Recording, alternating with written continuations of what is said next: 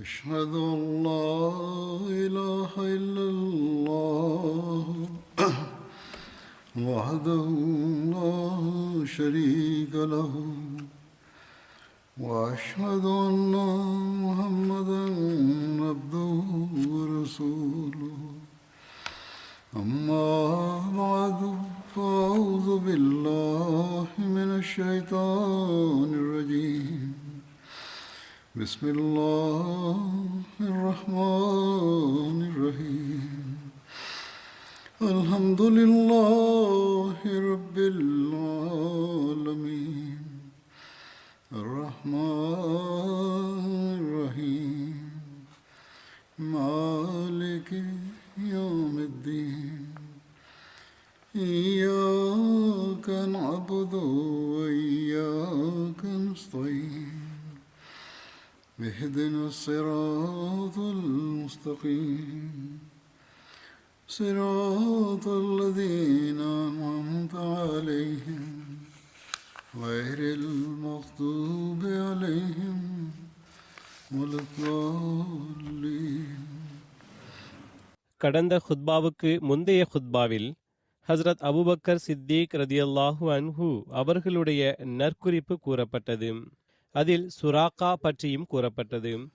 அவனும் பரிசுக்கான பேராசையில் ரசூலே கரீம் ஸல்லல்லாஹு அலைஹி வஸல்லம் அவர்களை பிடிக்கும் எண்ணத்துடன் வெளியேறினான். ஆனால் அல்லாஹு தஆலாவின் விதியானது அவன் முன் தடையை ஏற்படுத்திய போது ரசூலே கரீம் ஸல்லல்லாஹு அலைஹி வஸல்லம் அவர்களிடம் தங்களது ஆட்சி ஏற்படும் போது எனக்கு வெகுமதி வழங்குங்கள் என்று கூறி எழுதச் செய்தான். இது தொடர்பாக சில அறிவிப்புகள் உள்ளன. ஒரு அறிவிப்பின்படி அவன் திரும்பி செல்கையில் ரசூலே கரீம் ஸல்லல்லாஹு அலைஹி வஸல்லம் அவர்கள் அவனை நோக்கி, சுராக்காவே, கிஸ்ராவின் காப்பு உனது கையில் இருக்கும்போது உனது நிலை எவ்வாறாக இருக்கும் என்று கூறினார்கள். சுராக்கா வியந்தவாறு கிஸ்ராபின் ஹர்மஸா என்று கேட்டார். ரசூலே கரீம் ஸல்லல்லாஹு அலைஹி வஸல்லம் அவர்கள் ஆம், கிஸ்ராபின் ஹர்மஸே தான் என்று கூறினார்கள்.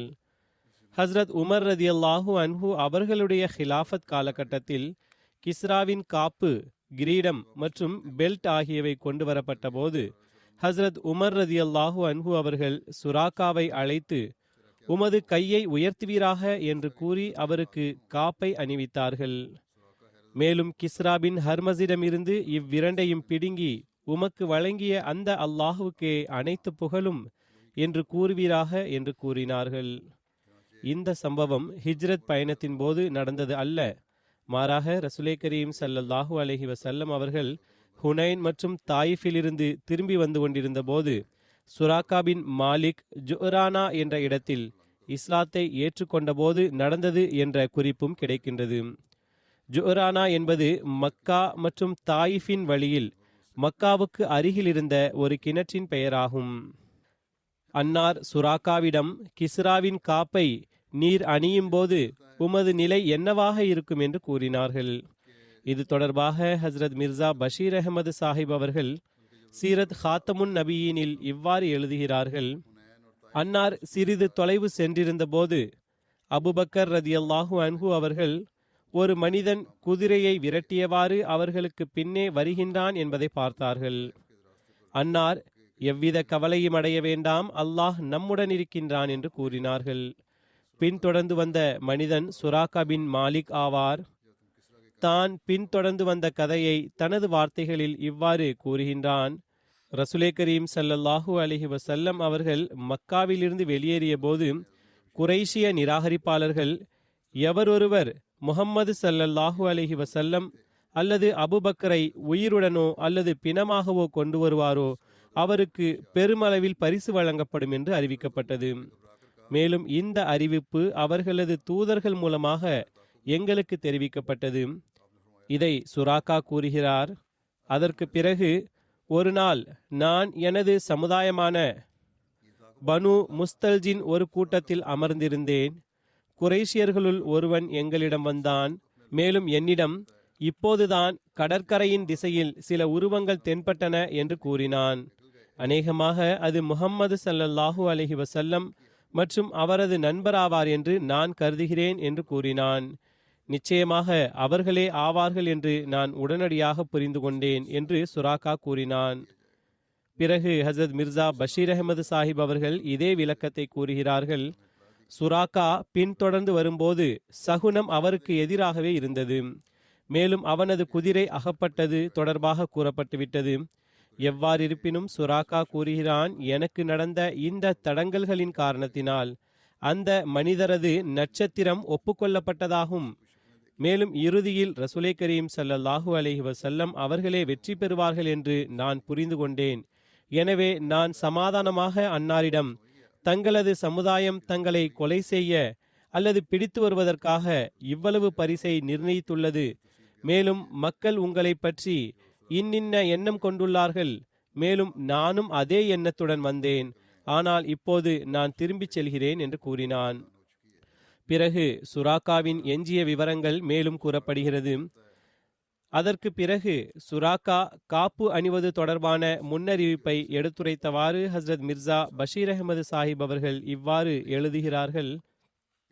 சுராக்கா திரும்பிச் செல்கையில் அன்னார் அவனிடம், சுராக்காவே, வலது கைகளில் கிஸ்ராவின் காப்பு இருக்கும்போது உனது நிலை என்னவாக இருக்கும் என்று கூறினார்கள். சுராக்கா வியந்தவாறு, ஈரானிய மன்னன் கிஸ்ரா பின் ஹர்மஸுடையதா என்று கேட்டான். அன்னார் ஆம் என்றார்கள். சுராக்காவின் கண்கள் வியப்பில் ஆழ்ந்தன. அரேபிய பாலைவனத்தின் ஒரு நாடோடி எங்கே? ஈரானிய மன்னனது காப்பு எங்கே? ஆயினும் உண்மையாளனின் வல்லமையை பாருங்கள். ஹஸ்ரத் உமர் அவர்கள் அதே காலகட்டத்தில் ஈரான் வெற்றி கொள்ளப்பட்ட போது, மேலும் கிஸ்ராவின் கருவூலங்கள் முஸ்லிம்களிடத்தில் போர் செல்வங்களாக வந்தபோது கிஸ்ராவின் காப்பும் போர் செல்வங்களுடன் மதினா வந்தன. ஹஸ்ரத் உமர் அவர்கள் மக்கா வெற்றிக்கு பிறகு முஸ்லிமாக ஆகிவிட்டிருந்த சுராக்காவை அழைத்து தன் முன்னே விலைமதிப்பற்ற இரத்தினங்கள் பதிக்கப்பட்ட கிஸ்ராவின் காப்பினை அணிவித்தார்கள். ஹஸ்ரத் முஸ்லிம் மௌத் ரலியல்லாஹு அன்ஹு அவர்கள் இந்த சம்பவம் தொடர்பாக இவ்வாறு கூறுகிறார்கள். அவர்கள், அதாவது மக்காவாசிகள், எவரொருவர் முஹம்மது ரசூலுல்லாஹ் ஸல்லல்லாஹு அலைஹி வஸல்லம் அவர்களையோ அல்லது அபூபக்கர் அவர்களையோ உயிருடனோ அல்லது பிணமாகவோ கொண்டு வருவாரோ அவருக்கு 100 ஒட்டகங்கள் பரிசாக அளிக்கப்படும் என்று அறிவிப்பு செய்தார்கள். மேலும் அந்த அறிவிப்பு குறித்த செய்தி மக்காவுக்கு அருகில் இருந்த பகுதிகளுக்கு தெரிவிக்கப்பட்டது. எனவே அப்போது சுராக்காவின் மாலிக் என்ற ஒரு நாடோடி தலைவன் அந்த பரிசின் பேராசையில் அன்னாரை பின்தொடரச் சென்றான். தேடி அலைந்தவாறு அவன் மதீனாவின் சாலையில் அன்னாரை அடைந்தான். அவன் 2 ஒட்டகங்கள் மற்றும் அவற்றின் சவாரிகளைக் கண்டு, இது முஹம்மது ரசூலுல்லாஹ் ஸல்லல்லாஹு அலைஹி வஸல்லம் மற்றும் அவர்களது நண்பர்தான் என்பதை புரிந்து கொண்டான். எனவே அவன் தனது குதிரையை அவர்களை பின்தொடரச் செய்தான். பிறகு அன்னார் சுராக்காவின் குதிரை தடுமாறி விழுந்தது மற்றும் சகுனம் வெளிப்பட்டது போன்ற சம்பவங்கள் முழுவதையும் கூறிவிட்ட பிறகு கூறுகிறார்கள். சுராக்கா கூறுகிறான், ரசூலே கரீம் ஸல்லல்லாஹு அலைஹி வஸல்லம் அவர்கள் தனது ஒட்டகத்தில் சென்று கொண்டிருந்தார்கள். அன்னார் என்னை திரும்பி பார்க்கவில்லை.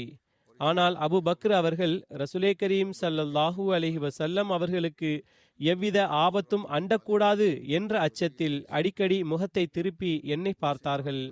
இந்த பின் தொடர்தலின் சம்பவத்தை விரிவாக விளக்கிய பிறகு ஹஸ்ரத் முஸ்லிம் மௌத் ரலியல்லாஹு அன்ஹு அவர்கள் எழுதுகிறார்கள். சுராக்கா திரும்பிச் செல்கையில் உடனடியாக அல்லாஹு தஆலா சுராக்காவின் எதிர்காலம் குறித்து ரசூலே கரீம் ஸல்லல்லாஹு அலைஹி வஸல்லம் அவர்களுக்கு மறைவிலிருந்து வெளிப்படுத்தினான். அதன் அடிப்படையில் அன்னார் சுராக்காவை, உனது கைகளில் கிஸ்ராவின் காப்பு இருக்கும்போது உனது நிலை என்னவாக இருக்கும் என்று கூறினார்கள். சுராக்கா வியந்தவாறு, ஈரானிய மன்னன் கிஸ்ரா பின் ஹர்மஸின் காப்புகளா என்று கேட்டான். அன்னார் ஆம் என்று கூறினார்கள். அன்னாரது இந்த முன்னறிவிப்பு 16-17 வருடங்களுக்கு பிறகு வார்த்தைக்கு வார்த்தை நிறைவேறியது.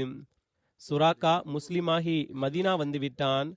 ரசூலே கரீம் ஸல்லல்லாஹு அலைஹி வஸல்லம் அவர்களது மரணத்திற்கு பிறகு முதலில் ஹஸ்ரத் அபூபக்கர் அவர்கள், பிறகு உமர் அவர்கள் ஹலிஃபாவாக ஆனார்கள். இஸ்லாத்தின் முன்னேற்றத்தை கண்டு ஈரானியர்கள் முஸ்லிம்கள் மீது தாக்குதல் தொடுக்க ஆரம்பித்தார்கள். இஸ்லாத்தை அழித்து விடுவதற்கு பகரமாக சுயமே இஸ்லாத்திற்கு எதிராக சிதைக்கப்பட்டார்கள். கிஸ்ராவின் ஆட்சி பீடம் இஸ்லாமிய படைகளின் குதிரைகளின் காலடிகளால் நிறைந்தது. மேலும் ஈரானிய கருவூலம் முஸ்லிம்கள் வசம் வந்தது. இஸ்லாமிய படையின் வசம் வந்த ஈரானிய ஆட்சியின் செல்வத்தில் ஈரானின் மன்னன் கிஸ்ரா சம்பிரதாயப்படி அரியணையில் அமரும் நேரத்தில் அணிகின்ற காப்பும் இருந்தது. சுராக்கா முஸ்லிமான பிறகு ரசூலே கரீம் ஸல்லல்லாஹு அலைஹி வஸல்லம் அவர்களது ஹிஜ்ரத்தின் போது நிகழ்ந்த தனது இந்த சம்பவத்தை முஸ்லிம்களிடமும் மிகவும் பெருமையுடன் சொல்லிக் கொண்டிருந்தான். மேலும் முஸ்லிம்களும் ரசூலே கரீம் ஸல்லல்லாஹு அலைஹி வஸல்லம் அவர்கள் அவனை நோக்கி, சுராக்காவே, உனது கைகளில் கிஸ்ராவின் காப்பு இருக்கும்போது உனது நிலை என்னவாக இருக்கும் என்று கூறியதை பற்றி அறிந்திருந்தார்கள். உமர் அவர்கள் முன்னிலையில் போர் செல்வங்கள் வைக்கப்பட்டது. அவற்றில் அன்னார் கிஸ்ராவின் காப்பை கண்டபோது அனைத்து சம்பவமும் அன்னாரது கண்முன் மீண்டும் வந்தது. அந்த பலவீனத்தின் ஏழ்மையின் காலத்தில் இறை தூதருக்கு தனது நாட்டை விட்டுவிட்டு மதினா வர நேர்ந்தது. சுராக்கா மற்றும் இதர மனிதர்கள் அன்னாரை உயிருடனோ பிணமாகவோ மக்காவாசிகளிடம் கொண்டு சேர்த்தால் 100 ஒட்டகங்களுக்கு அதிபதியாக ஆகிவிடுவார்கள் என்று இருந்தபோது அச்சமயத்தில் அன்னார் சுராக்காவிடம், சுராக்காவே, கைகளில் கிஸ்ராவின் காப்புகள் இருக்கும்போது உனது நிலை என்னவாக இருக்கும் என்று கூறியது எந்த அளவுக்கு மாபெரும் முன்னறிவிப்பாக இருந்தது, எவ்வளவு தெளிவான முன்னறிவிப்பாக இருந்தது. ஹஸ்ரத் உமர் அவர்கள் தன்முன் கிஸ்ராவின் காப்பை கண்டு இறைவனது வல்லமை அவர்களது கண்களில் மீண்டும் தென்பட்டது. அன்னார் சுராக்காவை அழைத்தார்கள். சுராக்கா அழைக்கப்பட்ட போது உமர் ரதியல்லாஹு அன்ஹு அவர்கள் அவரிடம் கிஸ்ராவின் காப்பினை தமது கைகளில் அணியுமாறு கட்டளையிட்டார்கள். அதற்கு சுராக்கா, இறை தூதரின் ஹலிஃபாவே, தங்கம் அணிவது முஸ்லிம்களுக்கு தடுக்கப்பட்டதாகும் என்று கூறினான். அவர்கள் தடை செய்யப்பட்டதாகும், ஆனால் இந்த சந்தர்ப்பங்களில் அல்ல என்று கூறினார்கள். அல்லாஹு தாலா முஹம்மது ரசூலுல்லாஹ் ஸல்லல்லாஹு அலைஹி வஸல்லம் அவர்களுக்கு உமது கைகளில் தங்க காப்பினை காண்பித்தான். நீ இந்த காப்பை அணிந்து கொள், இல்லையேல் நான் உனக்கு தண்டனை அளிப்பேன் என்று கூறினார்கள். சுராக்காவின் ஆட்சேபனையும் ஷரியத்தின் கட்டளையின் காரணத்தினால்தான் இருந்தது. இல்லையேல் அவனும் ரசூலே கரீம் ஸல்லல்லாஹு அலைஹி வஸல்லம் அவர்களது முன்னறிவிப்பு நிறைவேறுவதை காணும் எண்ணம் கொண்டிருந்தான். சுராக்கா அந்த காப்பை தனது கைகளில் அணிந்தபோது முஸ்லிம்கள் அந்த பெரும் முன்னறிவிப்பு முழுமையடைவதை தங்களது கண்களால் கண்டார்கள். பிறகு குறிப்பு கிடைக்கின்றது. திரும்புகையில் குறைஷியர்கள் அன்னாரை தேட அனுப்பி வைத்த ஒரு குழு சுராக்காவிடம் அன்னாரை பற்றி விசாரித்தது. ஆனால் சுராக்கா ரசூலே கரீம் ஸல்லல்லாஹு அலைஹி வஸல்லம் அவர்களை பற்றி அந்த குழுவிடம் ஒன்றும் கூறவில்லை. மாறாக பின்தொடர்பவர்கள் திரும்பிச் செல்லும் விதத்தில் பேசினான். இந்த ஹிஜ்ரத்தின் பயணத்தில் உம்மே மஅபூத் பற்றிய ஒரு சம்பவத்தின் குறிப்பு கிடைக்கிறது. ஹிஜ்ரத்தின் அந்த பயணத்தின் போது ஒரு கூடாரத்தின் அருகில் கடந்து சென்றவாறு பயண பொருள்களை வேண்டி ரசூலே கரீம் ஸல்லல்லாஹு அலைஹி வஸல்லம் அவர்களது இந்த குழு நின்றது.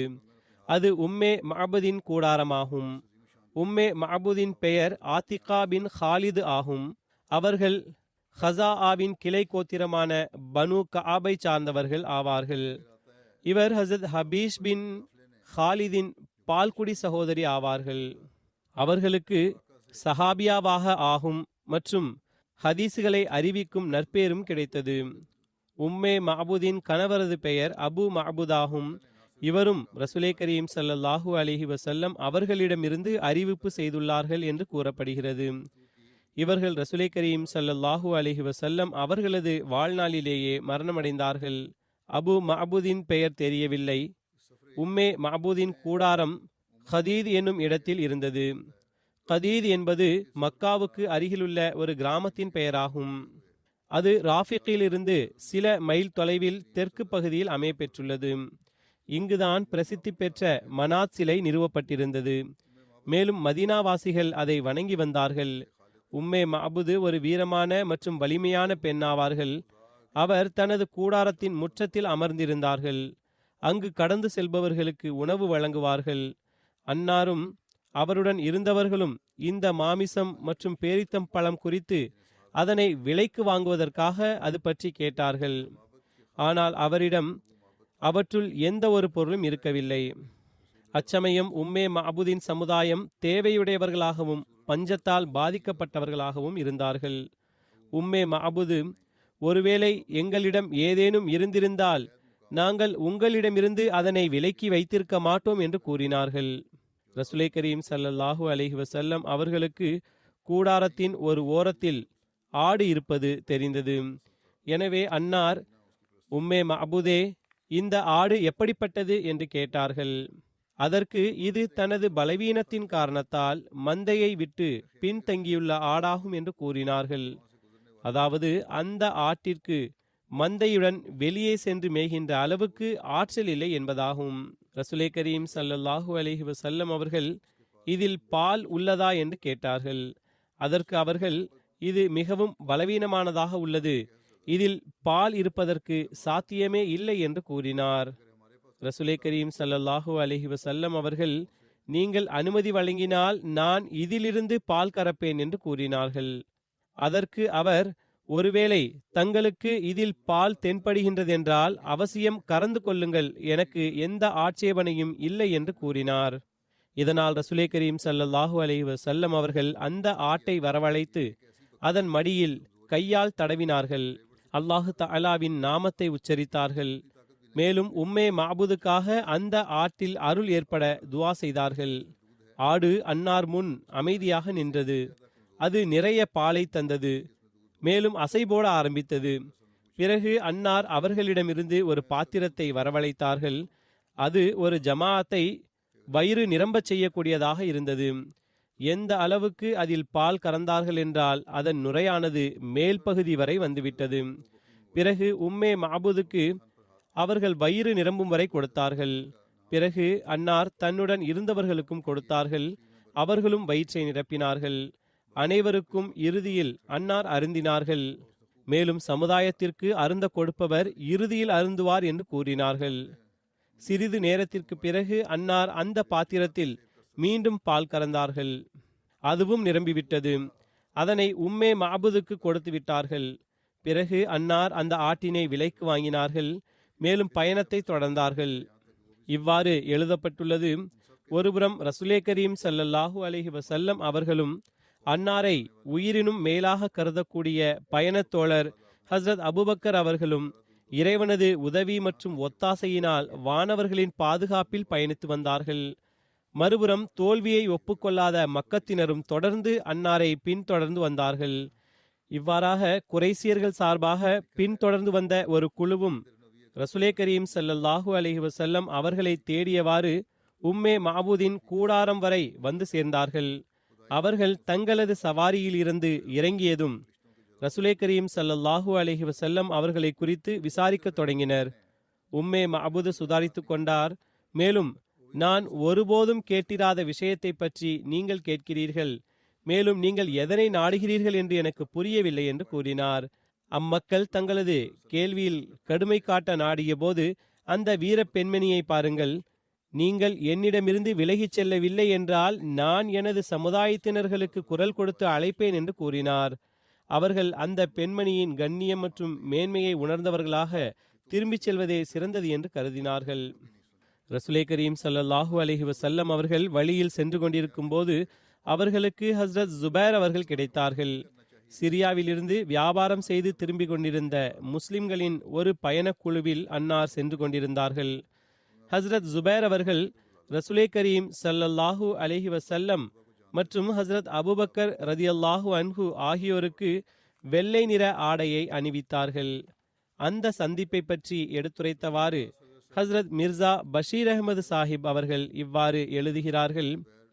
வழியில் சிரியாவில் வியாபாரம் செய்துவிட்டு திரும்பி மக்கா வந்து கொண்டிருந்த முஸ்லிம்களின் ஒரு சிறிய குழுவில் ஹஸ்ரத் ஜுபைர் பின் அவாமுடன் சந்திப்பு ஏற்பட்டது. ஜுபைர் அவர்கள் ஒரு ஜோடி வெள்ளை நிற ஆடையை ரசூலே கரீம் ஸல்லல்லாஹு அலைஹி வஸல்லம் அவர்களுக்கும் அபூபக்கர் அவர்களுக்கும் வழங்கினார்கள். பிறகு, நானும் மக்கா சென்றுவிட்டு விரைவில் உங்களை மதினாவில் சந்திப்பேன் என்று கூறினார்கள். பிறகு புகாரியில் ஒரு அறிவிப்பு இருக்கின்றது. சில சமயங்களில் வழி சென்று கொண்டிருக்கும் போதே ஹசரத் அபூபக்கர் ரலியல்லாஹு அன்ஹு அவர்களை அவர்களது பெருவாரியான வியாபார பயணங்களின் காரணத்தினால் அந்த இடங்களில் கண்டிருந்த பல குழுவினர்கள் தங்களுடன் இருக்கும் இது யார் என்று கேட்டார்கள். இவர் எனக்கு வழிகாட்டியாவார் என்று அன்னார் கூறினார்கள். ஹாதா ரஜுலுன் யஹ்தீனி சபீல், இந்த மனிதர் எனக்கு நேர்வழி காட்டக்கூடியவர் ஆவார் என்பதாகும். மக்கள் அன்னாரை கைடு என்று நினைத்தனர். ஹஸ்ரத் அபுபக்கர் அவர்கள் நேர்வழி என்ற பொருளில் கூறினார்கள். இது தொடர்பாக ஹசரத் பஷீர் அஹமது சாஹிப் அவர்கள் இவ்வாறு எழுதுகிறார்கள். ஏனென்றால் ஹசரத் அபுபக்கர் அவர்கள் வியாபாரத்தின் காரணமாக அவ்வழியில் அடிக்கடி வந்து சென்று கொண்டிருந்தார்கள். எனவே பெரும்பாலான மக்கள் அவர்களை அறிந்தவர்களாக இருந்தார்கள். அவர்கள் ரசூலை கரீம் ஸல்லல்லாஹு அலைஹி வஸல்லம் அவர்களை அறிந்திருக்கவில்லை. எனவே அவர்கள் அபுபக்கர் அவர்களிடம், உங்களுக்கு முன் சென்று கொண்டிருக்கும் இவர் யார் என்று கேட்டார்கள். ஹசரத் அபுபக்கர் அவர்கள், ஹாதர் ரஜுலு யஹ்தீனி சபீல், இவர் எனது வழிகாட்டியாவார் என்று கூறுவார்கள். அவர்கள் அநேகமாக ஹசரத் அபுபக்கர் அவர்கள் தன்னுடன் வைத்திருக்கின்ற வழிகாட்டக்கூடிய ஒரு கைடு ஆவார் என்று கருதினார்கள்.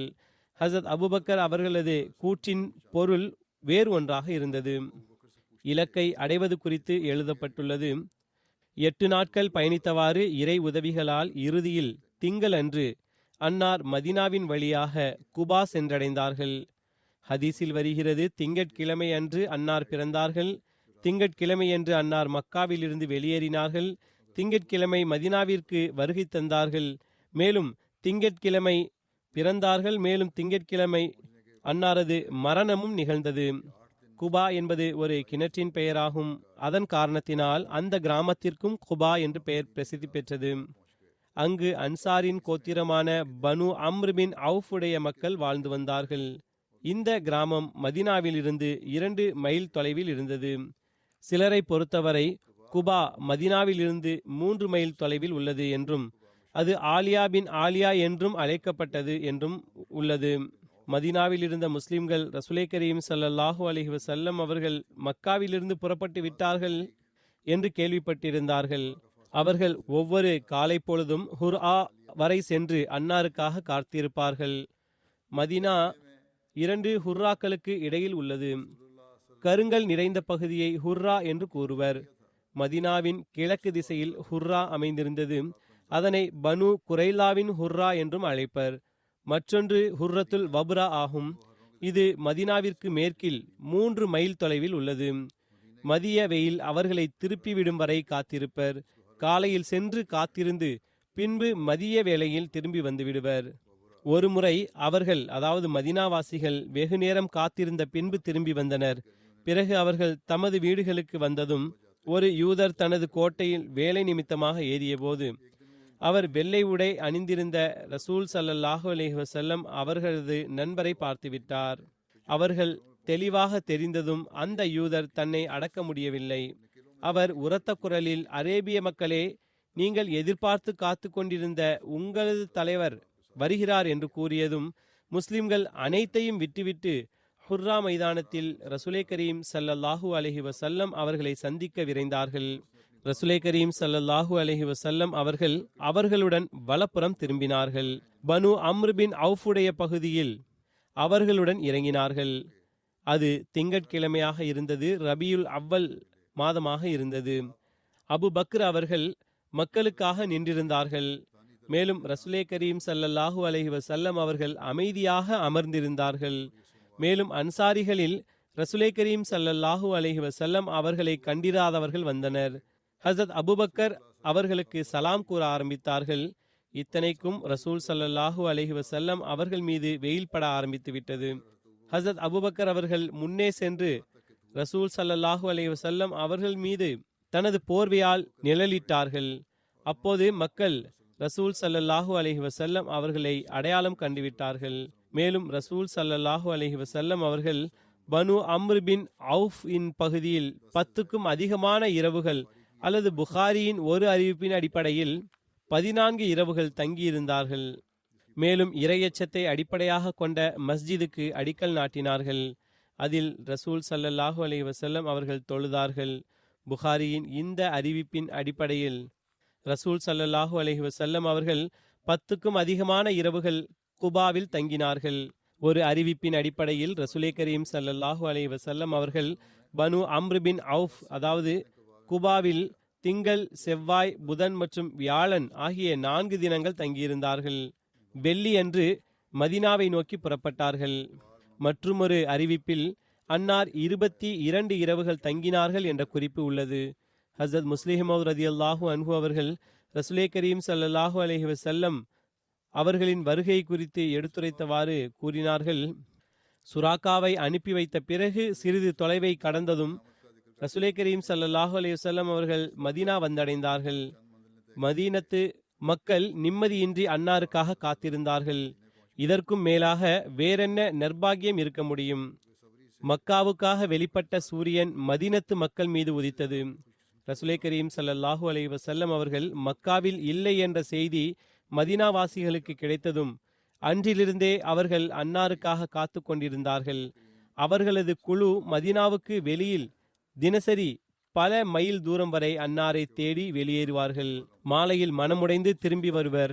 அன்னார் மதீனாவுக்கு அருகில் வந்ததும் முதலில் அன்னார் மதீனாவுக்கு அருகில் இருக்கும் ஒரு கிராமமான குபாவில் தங்க தீர்மானித்தார்கள்.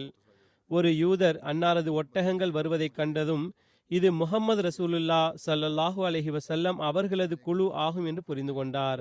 அவர் ஒரு குன்றின் மீது ஏறி, கீலாவின் சந்ததிகளே, நீங்கள் எவருக்காக காத்து கொண்டிருந்தீர்களோ அவர் வந்துவிட்டார் என்று குரல் கொடுத்தார்.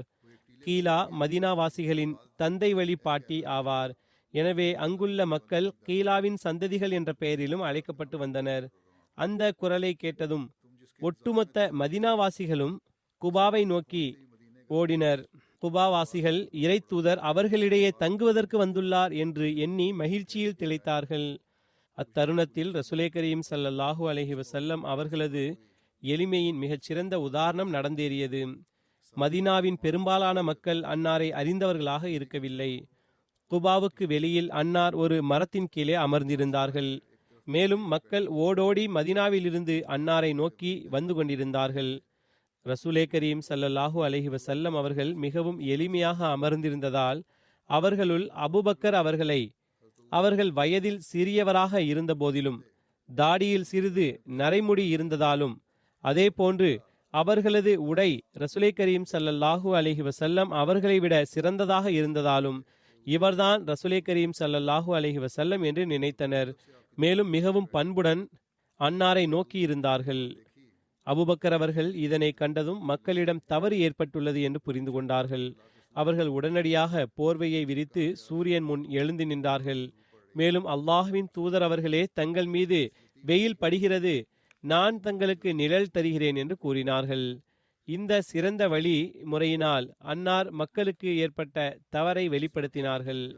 இந்த சம்பவத்தை பற்றி விளக்கி கூறியவாறு அஹ்மது சாஹிப் அவர்கள் புகாரியின் ஒரு சம்பவத்தை எழுதியவாறு கூறுகிறார்கள். புகாரியில் பராபின் ஆசிபின் அறிவிப்பு உள்ளது. அன்சாருக்கு ரசூலே கரீம் ஸல்லல்லாஹு அலைஹி வஸல்லம் அவர்கள் மதீனா வந்தடைந்த போது ஏற்பட்ட மகிழ்ச்சியை போன்று வேறு எந்த நிலையிலும் நான் காணவில்லை என்று கூறினார்கள். திர்மிதி மற்றும் இப்னு மாஜாவில் அனஸ் பின் மாலிக் அவர்களிடமிருந்து அறிவிப்பு உள்ளது. கூறுகிறார்கள், ரசூலே கரீம் ஸல்லல்லாஹு அலைஹி வஸல்லம் அவர்கள் வருகை தந்ததும் நமக்காக மதீனா ஒளிமயமாகிவிட்டது என்று அன்னார் கருதினார்கள்.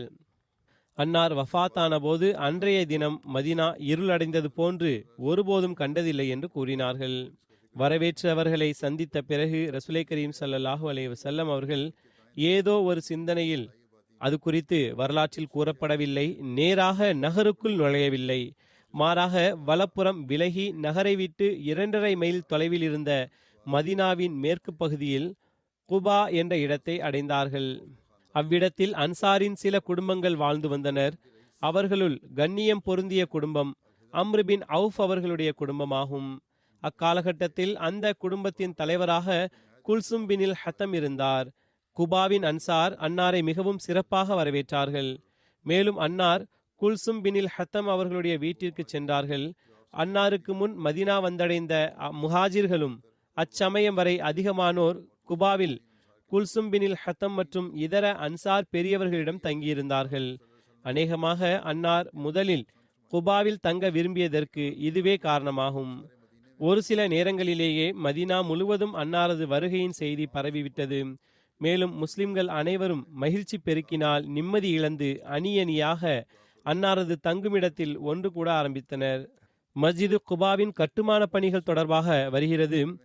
ரசூல் ஸல்லல்லாஹு அலைஹி வஸல்லம் அவர்கள் குபாவில் தங்கியிருந்த போது ஒரு மஸ்ஜிதுக்கு அடிக்கல் நாட்டினார்கள். அது மஸ்ஜித் குபா என்று அழைக்கப்படுகிறது. சஹீஹ் புகாரியில் உள்ளது. ரசூலே கரீம் ஸல்லல்லாஹு அலைஹி வஸல்லம் அவர்கள் பனு அம்ரு பின் அவுஃபின் பகுதியில் 10க்கும் அதிகமான இரவுகள் தங்கியிருந்தார்கள். மேலும் இறையச்சத்தை அடிப்படையாக கொண்ட இந்த மஸ்ஜிதுக்கு அடிக்கல் நாட்டினார்கள். மேலும் அதில் ரசூலே கரீம் ஸல்லல்லாஹு அலைஹி வஸல்லம் அவர்கள் தொழுதார்கள். அறிவிப்பில் கூறப்பட்டுள்ளது, ரசூலே கரீம் ஸல்லல்லாஹு அலைஹி வஸல்லம் அவர்கள் பனு அம்ரு பின் அவுஃபுக்காக மஸ்ஜிதுக்கான அடிக்கல் நாட்டினார்கள். ரசூலே கரீம் ஸல்லல்லாஹு அலைஹி வஸல்லம் அவர்கள் அதன் அடிக்கல்லை நாட்டிய போது முதலில் அன்னார் கிப்லாவின் திசையில் ஒரு கல்லை வைத்தார்கள். பிறகு அபுபக்கர் அவர்கள் ஒரு கல்லை கொண்டு வந்து வைத்தார்கள். பிறகு ஹசரத் உமர் அவர்கள் ஒரு கல்லை கொண்டு வைத்தார்கள். மேலும் உமர் அபுபக்கர் அவர்களது கல்லுடன் வைத்தார்கள். பிறகு அனைத்து மக்களும் கட்டுமான பணியில் மூழ்கிவிட்டார்கள். மஸ்ஜிதே குபாவின் கட்டுமான பணிகளின் போது ரசூலே கரீம் ஸல்லல்லாஹு அலைஹி வஸல்லம் அவர்கள் ஒரு கல்லை எடுத்து தனது வயிற்றோடு அணைத்துக் கொள்வார்கள்.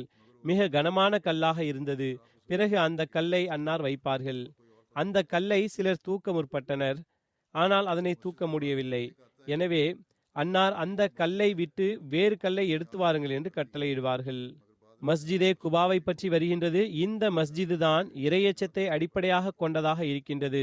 ஆனால் சில அறிவிப்புகளில் இறையச்சத்தை அடிப்படையாக கொண்டு அடிக்கல் நாட்டப்பட்ட மஸ்ஜிது நபவி தான் அந்த மஸ்ஜித் என்று கூறப்படுகிறது. சீரத் ஹல்பியாவில் இவ்விரு கூற்றுக்களில் எவ்வித முரண்பாடும் இல்லை என்று வருகிறது. ஏனென்றால் இவ்விரு மஸ்ஜிதுகளில் ஒவ்வொன்றும் இறையச்சத்தை அடிப்படையாக கொண்டே கட்டப்பட்டன. இவ்விஷயம் ஹசரத் இப்னு அப்பாஸ் ரதியல்லாஹு அன்ஹுமா அவர்களுடைய கூற்றிலிருந்து நிரூபணமாகின்றது.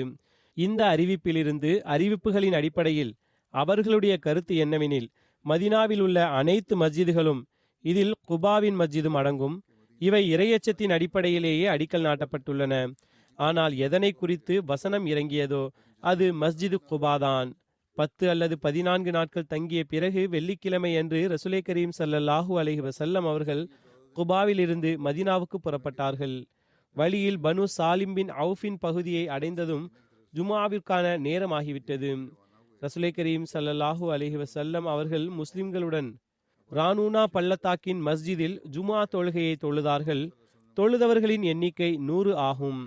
ரானூனா பள்ளத்தாக்கு மதினாவின் தெற்கு பகுதியில் அமைந்துள்ளது.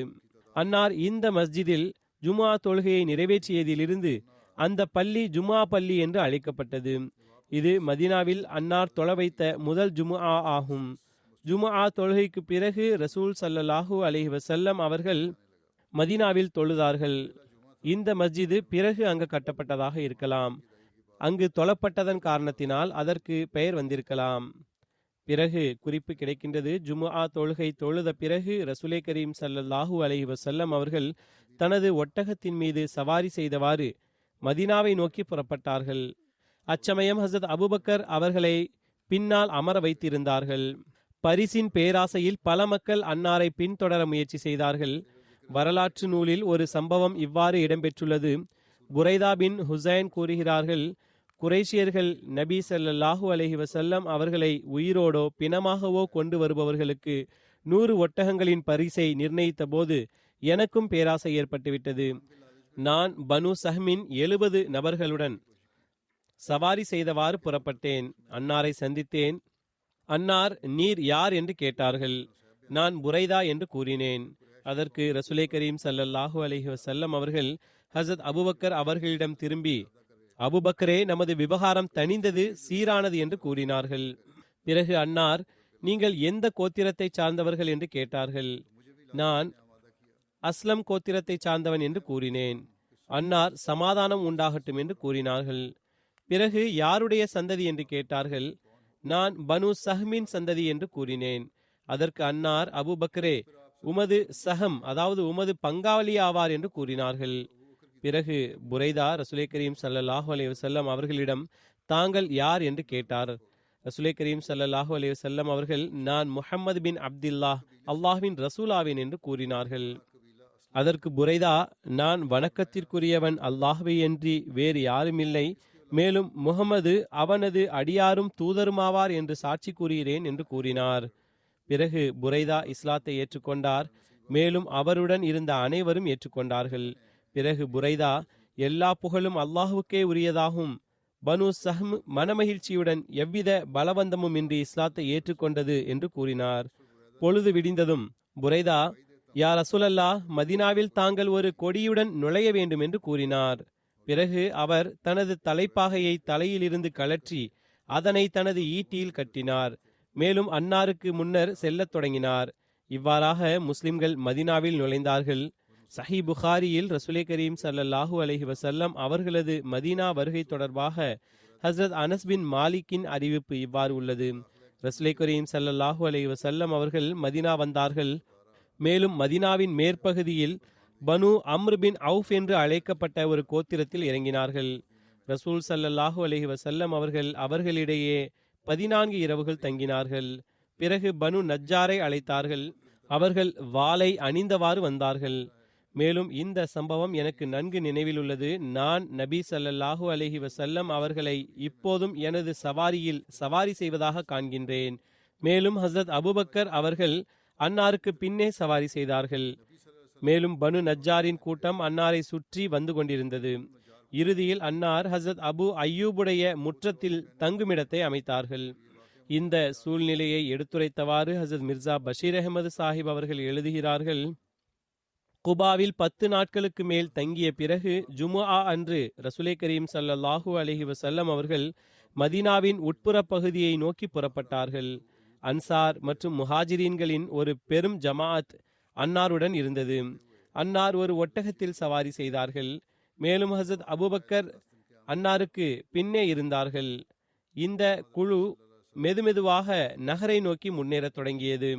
வழியில் ஜுமுஆ தொழுகையின் நேரம் வந்தது. ரசூலே கரீம் ஸல்லல்லாஹு அலைஹி வஸல்லம் அவர்கள் பனு சாலிம் பின் அவுஃப் பகுதியில் இருந்து சஹாபாக்களுக்கு ஹுத்பா உரை நிகழ்த்தினார்கள். மேலும் ஜுமுஆ தொழுகை தொழ வைத்தார்கள். வரலாற்றாசிரியர்கள் எழுதுகிறார்கள், இதற்கு முன்பே ஜுமுஆவின் ஆரம்பம் ஆகிவிட்டது. ஆனால் இந்த ஜுமுஆ தான் அன்னார் சுயமே தொழுதது என்று உள்ளது. மேலும் அதற்கு பிறகிலிருந்து ஜுமுஆ தொழுகையை தொழும் வழிமுறை முறையாக்கப்பட்டது. இதிலிருந்தும் அந்த மஸ்ஜித் பிறகு கட்டப்பட்டது என்பது தெளிவாகிறது. ஜுமுஆ தொழுகை தொழுத பிறகு அன்னாருடைய குழு மெதுமெதுவாக முன்னேறத் தொடங்கியது. வழியில் அன்னார் முஸ்லிம்களின் வீடுகளுக்கு அருகில் கடந்து சென்றபோது அவர்கள் மகிழ்ச்சியின் உத்வேகத்தில், யா ரசூலல்லாஹ், எங்களது வீடு, எங்களது செல்வம், எங்களது உயிர் உங்களுக்கு அர்ப்பணம், எங்களிடம் பாதுகாப்பின் வழிமுறையும் உள்ளது, தாங்கள் எங்களிடம் வாருங்கள் என்று கூறத் தொடங்கினர். அன்னார் அவர்களுக்காக நன்மைக்கான துவா செய்தார்கள். மேலும் மெதுமெதுவாக நகரத்தை நோக்கி முன்னேறினார்கள். முஸ்லிம் பெண்கள் மற்றும் சிறுமிகள் மகிழ்ச்சியிலும் உத்வேகத்துடனும் தங்களது வீடுகளிலிருந்து கூரையில் ஏறி பாடத் தொடங்கினர். தல உல் பத்ரு அலைனா மின் சின் யாத்தில் விதா வஜப ஷுக்ரு அலைனா மா தஆலில்லாஹி தா. இன்று எங்கள் மீது விதா பள்ளத்தாக்கில் முழு நிலவு உதித்தது. எனவே இப்போது நாங்கள் என்றைக்கும் இறைவன் மீது நன்றி செலுத்த கடமைப்பட்டுள்ளோம். முஸ்லிம்களின் குழந்தைகள் மதீனாவின் தெருக்களில் முஹம்மது ரசூலுல்லாஹ் ஸல்லல்லாஹு அலைஹி வஸல்லம் அவர்கள் வந்துவிட்டார்கள், இறை தூதர் வந்துவிட்டார்கள் என்று பாடி திரிந்தனர். மேலும் கருப்பின அடிமைகள் அன்னாரை வரவேற்க வாளால் சாகசம் புரிய தொடங்கினர். அன்னார் நகருக்குள் நுழைந்ததும் ஒவ்வொருவரும் தங்களது வீடுகளில் அன்னார் தங்க வேண்டும் என்று விரும்பினார்கள். மேலும் ஒவ்வொருவரும் முந்திக் கொண்டு அன்னாருக்கு தொண்டுகள் புரிந்தனர். அன்னார் அனைவருடனும் அன்புடன் பேசினார்கள், முன்னேறி கொண்டே சென்றார்கள். இத்தனைக்கும் அன்னாரது ஒட்டகம் பனு நஜ்ஜார் பகுதியை அடைந்தது. பனு நஜ்ஜார் வாசிகள் ஆயுதங்களால் அலங்கரிக்கப்பட்டு அணிவகுத்து அன்னாரை வரவேற்க நின்றார்கள். அப்பகுதியின் பெண்கள் முரசு கொட்டி கவிதை பாடத் தொடங்கினர். நஹ்னு ஜவாரு மின் பனி நஜ்ஜார் யா ஹப்ஸா முஹம்மதின் மின்ஜார். அதாவது, நாங்கள் பனு நஜ்ஜார் பகுதியின் பெண்கள் ஆவோம், மேலும் நாங்கள் அதிர்ஷ்டசாலிகள் ஆவோம், எங்கள் பகுதியில் முஹம்மது ஸல்லல்லாஹு அலைஹி வஸல்லம் அவர்கள் வசிக்க வருகிறார்கள் என்று பொருளாகும். ரசூலே கரீம் ஸல்லல்லாஹு அலைஹி வஸல்லம் அவர்களது மற்றும் அபூபக்கர் அவர்களது குடும்பத்தினரை மதீனா அழைக்கும் சம்பவம் பற்றி எடுத்துரைத்தவாறு ஹஸரத் முஸ்லிம் மவ்ஊத் ரலியல்லாஹு அன்ஹு அவர்கள் கூறுகிறார்கள், சில நாட்களுக்கு பிறகு அன்னார் தன்னால் விடுதலையாக்கப்பட்ட அடிமை, அதாவது சில நாட்களுக்கு பிறகு ஜைதை மக்காவுக்கு அனுப்பி தனது குடும்பத்தினரை அழைத்து வரச் செய்தார்கள். ஏனென்றால் இந்த திடீர் ஹிஜ்ரத்தினால் மக்காவாசிகள் கலங்கி போயிருந்தார்கள். எனவே சில நாட்கள் வரை கொடுமை இழைத்தல் நிறுத்தப்பட்டிருந்தது. மேலும் அந்த கலக்கத்தின் காரணத்தினால் அவர்கள் ரசூலே கரீம் ஸல்லல்லாஹு அலைஹி வஸல்லம் மற்றும் அபூபக்கர் அவர்களுடைய குடும்பத்தினரை மக்காவை விட்டு செல்வதிலிருந்து தடுக்கவில்லை. மக்கள் நலமுடன் மதினா வந்தடைந்தார்கள். இந்த காலகட்டத்தில் ரசூல் ஸல்லல்லாஹு அலைஹி வஸல்லம் அவர்கள் விலைக்கு வாங்கிய நிலத்தில் முதலில் அன்னார் மஸ்ஜிதுக்கு அடிக்கல் நாட்டினார்கள். பிறகு தனக்காகவும் தன்னுடன் இருந்தவர்களுக்காகவும் வீடு கட்டினார்கள். மதீனா இடம்பெயர்ந்த பிறகு அபூபக்கர் சித்திக் அவர்கள் சுன்ஆவில் ஹஸரத் ஹுபைப் பின் அஸ்ஆஃபிடம் தங்கினார்கள். சுன்ஆ மதீனாவின் ஓர் இடமாகும். அது மஸ்ஜிது நபவியிலிருந்து சுமார் 2 மைல் தொலைவில் இருந்தது. ஹஸரத் ஹுபைப் பனு ஹாரிஸ் பின் ஹஸ்ரஜை சேர்ந்தவர்களாக இருந்தார்கள். ஒரு கூற்றின் அடிப்படையில் ஹஸரத் அபூபக்கர் அவர்கள் ஹஸரத் ஹாரிஜா பின் ஜைதிடம் தங்கினார்கள் என்று உள்ளது. சில அறிவிப்புகளின் அடிப்படையில் அபூபக்கர் அவர்கள் சுன்ஆவிலேயே தனது இருப்பிடம் மற்றும் ஆடை தயாரிக்கும் தொழிற்சாலையை நிறுவினார்கள். அதன் மூலம் வியாபாரம் செய்தார்கள் என்றும் வந்துள்ளது. இன்ஷா அல்லாஹ் இந்த குறிப்பு இனிவரும் நாட்களில் நடைபெறும். தற்போது நான் சில மர்ஹூம்களை பற்றி கூற விரும்புகிறேன். அவர்களுள் முதலாவதாக சௌத்ரி அஸ்கர் அலி கிலார் சாஹிப் ஆவார்கள். அன்னார் இறைவழியில் சிறை சென்றவராக இருந்தார்கள். பஹாவல்பூரை சார்ந்த முகமது ஷரீப் சாஹிப் கிலார் அவர்களுடைய மகன் ஆவார்கள். ஜனவரி 10 சிறையில் இருந்த நிலையிலேயே நோய்வாய்ப்பட்டார்கள். அங்கேயே அன்னாருடைய மரணம் மருத்துவமனையில் நிகழ்ந்தது. இன்னா லில்லாஹி வ இன்னா இலைஹி ராஜிவூன். இவ்வகையில் இவர் ஷஹீதாக கருதப்படுவார். விவரங்களின் அடிப்படையில் மர்ஹூமுக்கு எதிராக 24 செப்டம்பர் 2021 பஹாவல்பூரில் உள்ள பக்தாதுல் ஜதீத் காவல் நிலையத்தில் வழக்கு எண் 295 கீழ் நபித்துவத்தை ஏளனப்படுத்தியதாக அஹ்மதிகள் மீது மிக விரைவில் குற்றம் சாட்டி விடுகிறார்கள். அதன் அடிப்படையில் வழக்கு போடப்பட்டது. மேலும் செப்டம்பர் 26 கைது செய்யப்பட்டார்கள். கைது செய்யப்பட்ட பிறகு மர்ஹூம் பஹாவல்பூர் ஜெயிலில் இருந்தார்கள். சிறைச்சாலையில் இரத்த வாந்தி எடுத்ததாலும் உடல்நிலை பாதிக்கப்பட்டதாலும் மர்ஹூம் 4 ஜனவரி 2022 அன்று மருத்துவமனைக்கு மாற்றப்பட்டார்கள். அங்கு சிகிச்சை நடத்தப்பட்டது. ஜனவரி 10 காலையில் ஃபஜ்ருக்கு முன்பாக அவர் அங்கேயே வஃபாத்தானார்கள், கைது செய்யப்பட்ட நிலையிலேயே. இன்னா லில்லாஹி வ இன்னா இலைஹி ராஜிஊன். வஃபாத்தின் போது மர்ஹூமின் வயது 70 இருந்தது. அன்னாரது ஜாமீன் மனு நீதிமன்றத்தில் விசாரிக்கப்பட்டு வந்தது. ஜனவரி 8 ஜாமீனுக்கான நாளாக இருந்தது. ஆனால் போலீஸ் ரெக்கார்டை எடுத்து வரவில்லை என்பதால் நீதிபதி ஜனவரி 11 வழங்கிவிட்டார். ஆனால் தீர்ப்புக்கு முன்பே மர்ஹூம் உண்மை எஜமானனை சென்றடைந்து விட்டார்கள். மர்ஹூம் 3 மாதங்கள் 15 நாட்கள் இறை வழியில் சிறை சென்றிருந்தார்கள். மர்ஹூம் 1971 ஆரம்பத்தில் மெட்ரிக்கு பிறகு தாமே பையத் செய்து அஹ்மதியத்தில் இணைந்தார்கள். தனது குடும்பத்தில் ஒரே அஹ்மதி ஆவார்கள். அஹ்மதியத்தில் இணைந்த பிறகு எதிர்ப்பின் சூழலை சந்திக்க வேண்டியிருந்தது. அதன் பிறகும் நிலைத்திருந்தார்கள். எஃப்சி காலேஜில் இருந்து அன்னார் எம்எஸ்சி மேத்ஸ் டிகிரி பெற்றார்கள். படிக்கும் நாட்களில் அன்னார் அஹ்மதியத்தை ஏற்றுக்கொண்டதன் காரணத்தால் பெற்றோர்கள் அவர்களுக்கு பொருள் உதவியை நிறுத்திவிட்டார்கள். மேலும் அஹ்மதியத்தை விட்டால்தான் இனிமேல் படிப்புக்கான பொருளுதவி தரப்படும் என்று நிபந்தனை விதித்தார்கள். அதற்கு பிறகும் கூட மர்ஹூம் நிலைத்திருந்தார்கள். மேலும் குழந்தைகளுக்கு டியூஷன் கற்றுக் கொடுத்து தனது படிப்பு செலவை நிறைவேற்றினார்கள்.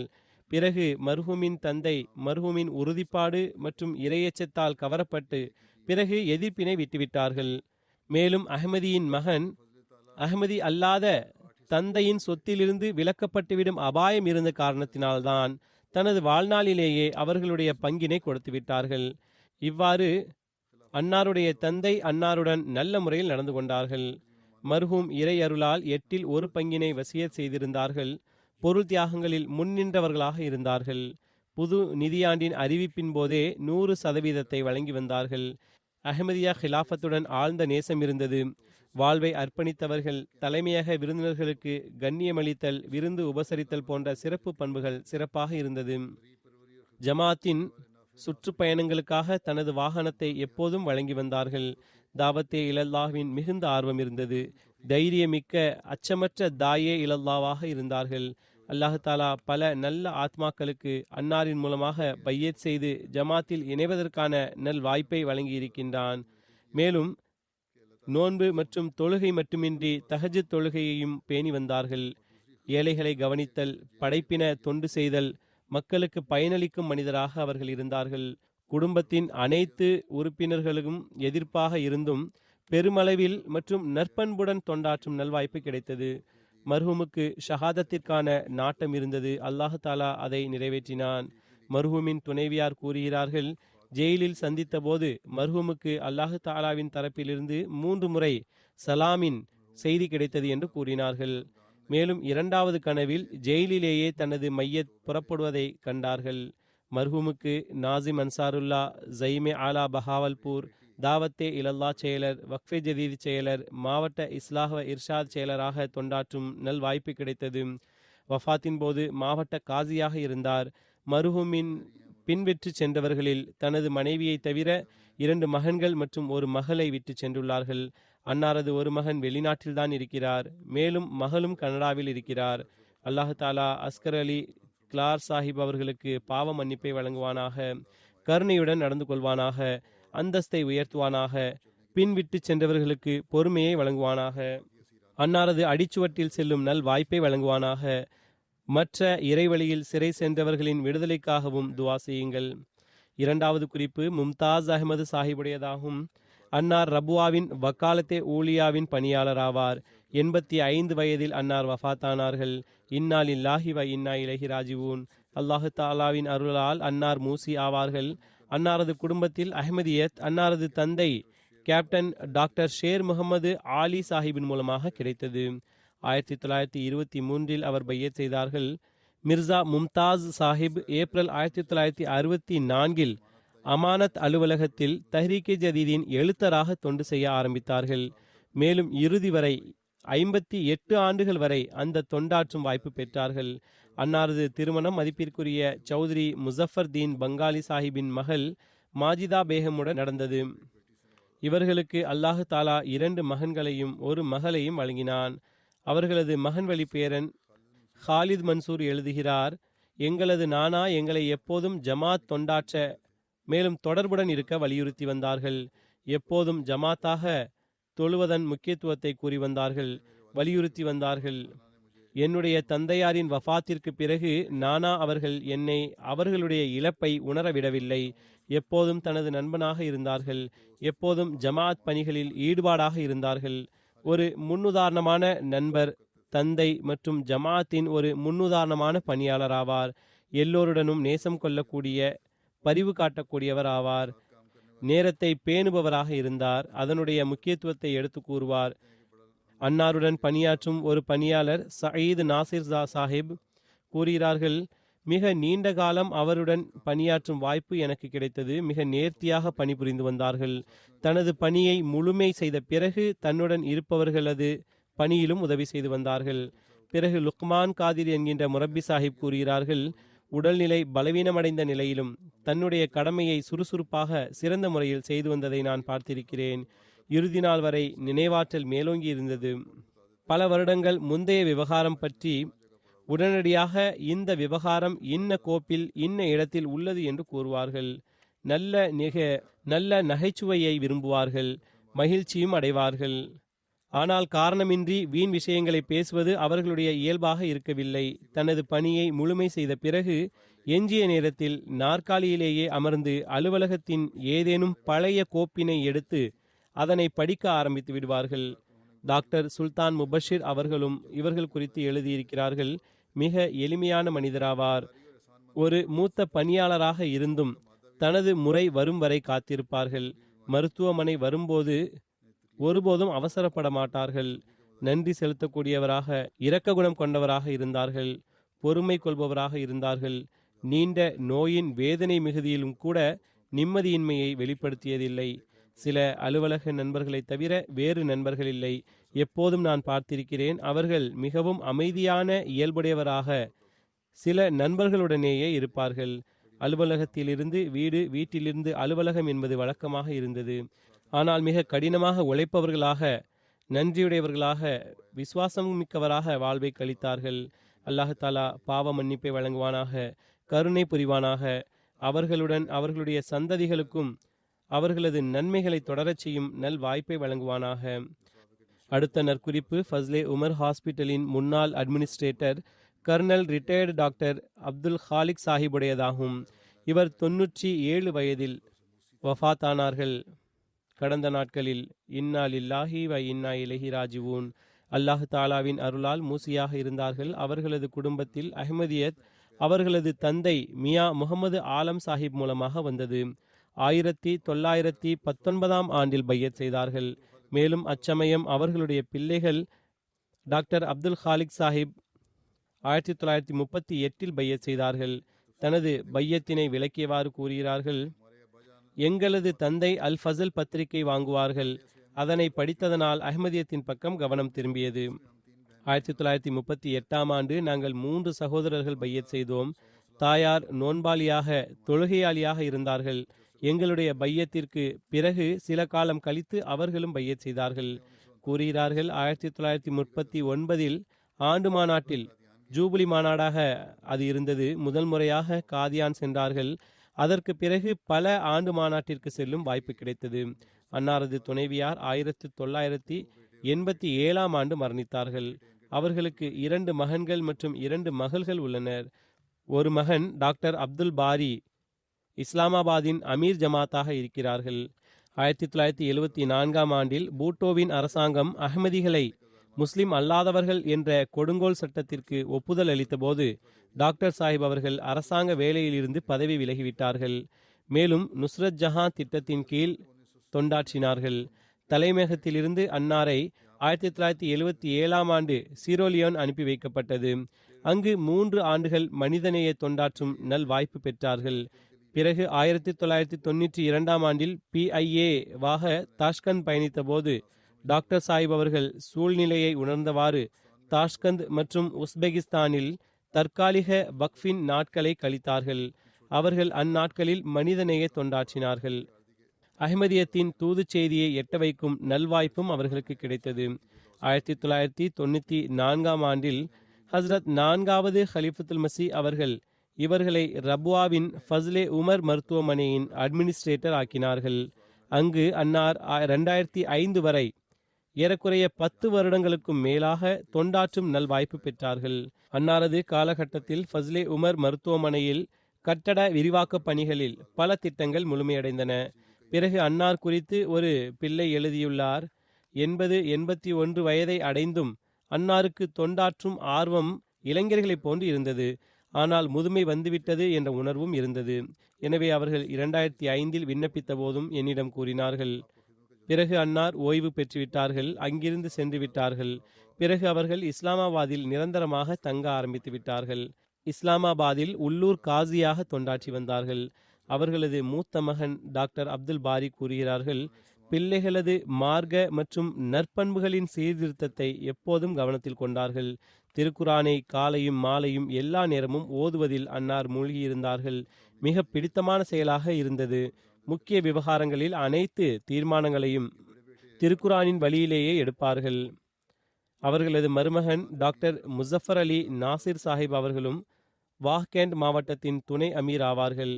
கூறுகிறார்கள், இன்று வரை அவரை போன்று நாள் முழுவதும் திருக்குரானை ஓதியவாறு வேறு எவரையும் நான் கண்டதில்லை.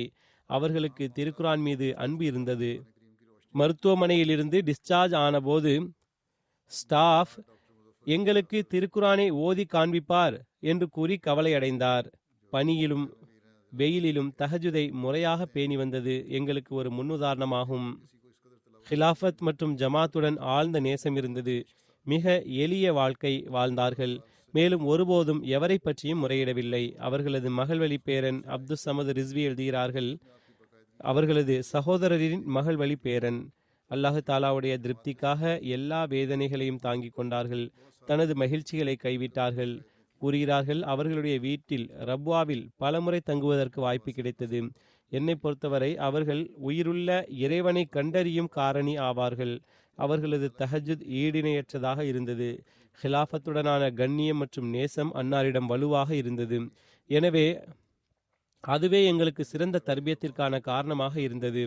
டாக்டர் அப்துல் ஹாலிக் கூறுகிறார்கள், ஃபஸ்லே உமர் மருத்துவமனையின் டாக்டர் சாஹிப் மருத்துவமனையின் இளைய மருத்துவர்களுடன் அன்புடனும் பரிவுடனும் நடந்து கொண்டார்கள். மேலும் சீனியர் மருத்துவர்களுக்கு ஜூனியர் மருத்துவர்களுக்கு ட்ரைனிங் கொடுப்பது குறித்த சிறப்பு கவனம் ஊட்டி வந்தார்கள். அலுவலகத்தின் செல்வங்களில் நம்பகமாகவும் மேற்பார்வையிட்டும் பாதுகாத்தும் வந்தார்கள். ஏழைகள் மற்றும் தேவையுடைய மக்களுக்கு தன்னுடைய ஜேபிலிருந்து உதவி செய்து வந்தார்கள். டாக்டர் முகமது அஹமது அஷ்ரப் கூறுகிறார்கள், மிக பொறுமையான இயல்புடையவராக இருந்தார்கள், மென்மையான உள்ளம் கொண்டவராக, மிக அதிக பரிவுடையவராக இருந்தார்கள், அதிகமாக பேசும் பழக்கம் அற்றவர்களாக இருந்தார்கள். ஆனால் நிர்வாக ரீதியாக சிறிய சிறிய விஷயங்களிலும் ஆழமான பார்வை கொண்டிருந்தார்கள். மேலும் விதிமுறைகளை பேணி வந்தார்கள். பிறகு தற்காலிக வக்ஃபுக்காக பிற மருத்துவர்களை ஆர்வமூட்டி வந்தார்கள். ஃபஸ்லே உமர் மருத்துவமனைக்கு வாருங்கள் என்று தன்னுடைய மருமகனுக்கும் மகனுக்கும் கூறி வந்தார்கள். அல்லாஹு தாலா அவருடன் பாவ மன்னிப்புடனும் கருணையுடனும் நடந்து கொள்வானாக. அவர்களுடைய நன்மைகளை அவர்களுடைய சந்ததிகள் தொடரச் செய்பவர்களாக ஆவார்களாக. தொழுகைக்கு பிறகு இவர்களது ஜனாசா தொழுகை நிறைவேற்றப்படும்.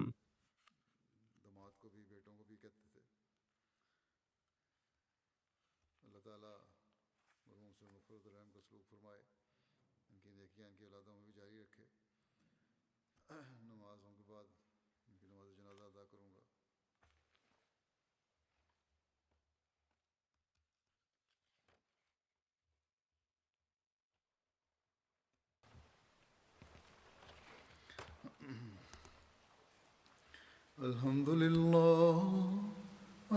لله نحمده ونستعينه ونستغفره ونؤمن به ونتوكل عليه ونعوذ بالله من شرور أنفسنا ومن سيئات أعمالنا من يهده الله فلا مضل له ومن يضلل فلا هادي له ونشهد أن لا إله إلا الله ونشهد أن محمدا عبده ورسوله عباد الله رحمكم الله إن الله يأمر بالعدل والإحسان وإيتاء ذي القربى وينهى عن الفحشاء والمنكر والبغي يعظكم لعلكم تذكرون اذكروا الله يذكركم وادعوه يستجب لكم ولذكر الله